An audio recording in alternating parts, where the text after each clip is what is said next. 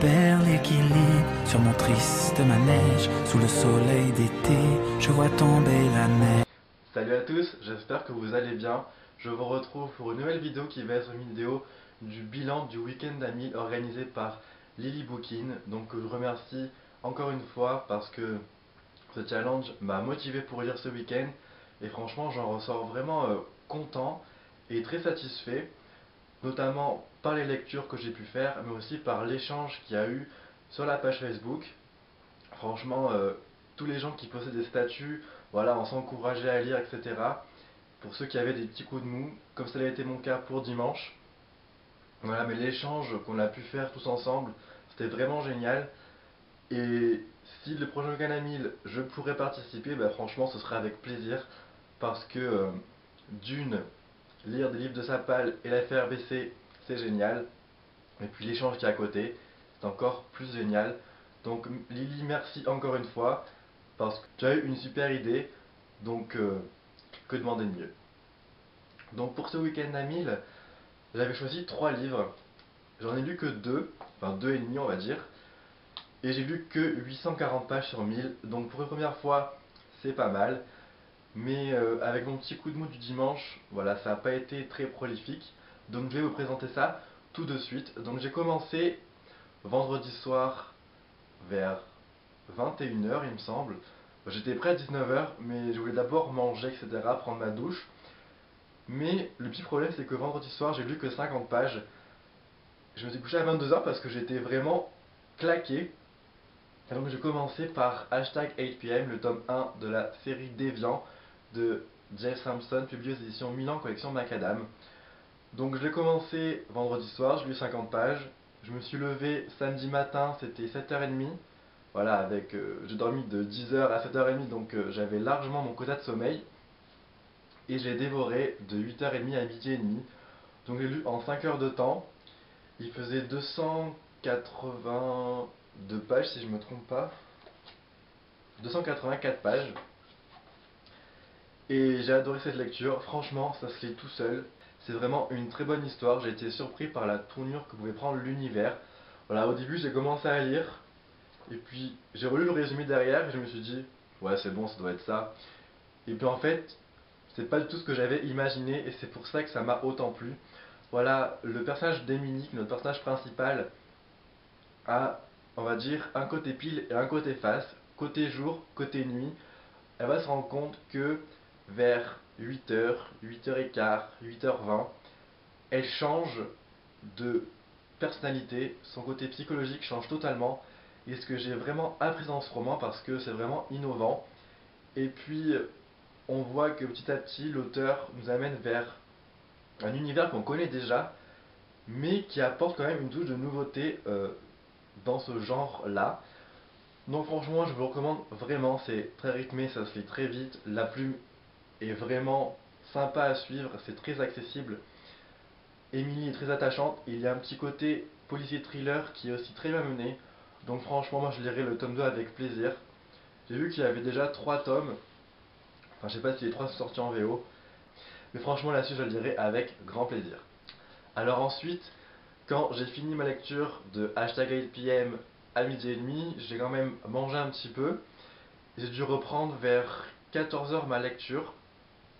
Et j'ai repris avec le tome 2 de Starters, qui s'appelle donc Anders de Lisa Price, publié aux éditions Robert Laffont, collection R. Voilà, un petit bug. Et donc je l'ai lu toute l'après-midi et le soir. Donc j'ai fini le soir vers, il me semble que c'était minuit. J'avais mangé entre temps vers 19h30 et j'ai adoré ma lecture. Voilà. J'avais hâte de me replonger dans cet univers un peu technologie avancée. Et puis le concept qui était créé par l'auteur était vraiment très surprenant. Et moi ça m'avait beaucoup plu dans le top 1. Donc on va retrouver Kali, on va retrouver son petit frère ainsi que Michael. Et elle va se lancer dans une course contre la montre. On va rapatrier un autre personnage qui s'appelle Hayden. Je pense que ça se prononce comme ça. Et puis voilà, c'est très rythmé, on se lance dans une course-poursuite, mais vraiment à fond. On n'a pas le temps de s'ennuyer, c'est vraiment super prenant. Kali est un personnage très attachant, on en connaît plus sur son passé. Et Ce que je déplore un petit peu, c'est que l'univers n'est pas assez encore exploité pour moi, et il ne sera malheureusement plus exploité. J'aurais aimé vraiment connaître le passé avec l'attaque des sports. Voilà pourquoi il y a eu ça, pourquoi les innovations technologiques ont pris une si grande ampleur dans le régime totalitaire de ce livre. Mais sinon, ça a été vraiment une très bonne lecture. La révélation, pardon, m'a vraiment très surpris, et même agréablement surpris. La couverture reflète parfaitement, mais parfaitement le livre. Et puis la fin, voilà, c'est ce que j'espérais, ça s'est passé, et je suis vraiment très content. Donc si vous avez lu le tome 1, je vous recommande vraiment ce tome 2 qui, qui clôturera parfaitement la duologie, le diptyque. Et si vous n'avez pas encore commencé la série, eh bien foncez.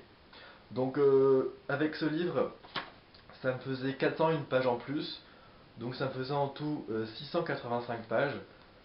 Donc je m'étais dit que c'était faisable de lire 315 pages, si je fais mon calcul est bon. Mais malheureusement, je n'ai pas vraiment réussi.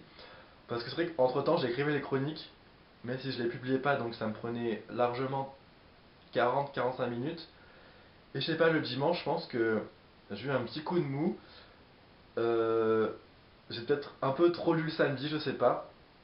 Mais j'avais continué quand même avec mon troisième livre. Donc il s'agit du tome 1 de Démonica de Larry Fayon qui s'appelle Plaisir déchaîné, publié aux éditions Milady Collection Bitlit.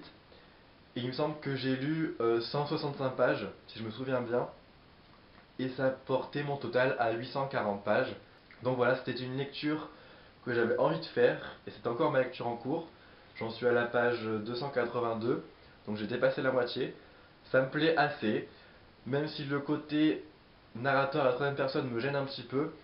Je sais pas, ça me freine un petit peu dans le côté attachement avec les personnages. Mais on sent que l'univers est très travaillé, on sent qu'il y a de multiples possibilités, et je comprends pourquoi l'auteur a fait 5 tomes, parce que je sens que ouais, c'est très travaillé, et elle a dû vraiment s'éclater à l'écrire. Donc voilà, la tournure que prend le roman me plaît assez. Je vous en reparlerai plus de toute façon dans une nouvelle vidéo, mais sachez que ça me plaît beaucoup. Voilà. Donc c'en est fini pour mon bilan du week-end d'Amil. J'espère que cette vidéo vous plaira. N'hésitez pas à commenter mes avis sur les livres. Voilà, je remercie encore une fois Lily parce que, enfin voilà, c'était vraiment super. J'ai essayé de jeter un petit peu tous les bilans, tous les bilans de tout le monde. Et voilà, ceux qui ont réussi à lire 1000 pages, franchement, félicitations. Parce que, voilà, vous avez carburé. Et j'espère qu'en tout cas, au prochain, j'arriverai à lire ces 1000 pages. Donc je vous souhaite une très bonne semaine, passez de très belles lectures, et je vous dis à très bientôt pour une nouvelle vidéo.